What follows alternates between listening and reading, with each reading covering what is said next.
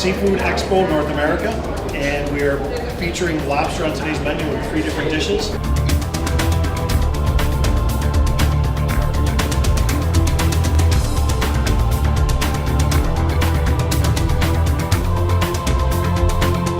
This is our 5th year working with the City of Gloucester and Gloucester Fresh. We've been doing it for over 400 years.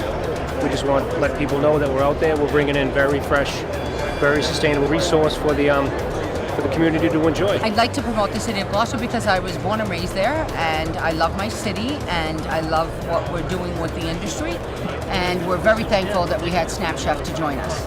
It made it so much easier because not only did he take our recipe and use it, but he enhanced it, and that's what we wanted. We wanted to make sure that we bring it to our boats. With the old home style techniques. Yes. Right? Yep. We want to make sure that you knew that it came from our boats to your table. And when Snap Chef is showing that to other chefs, we started the Gloucester Fresh program, and it's going everywhere. It's not just in Gloucester anymore. It's all over Massachusetts.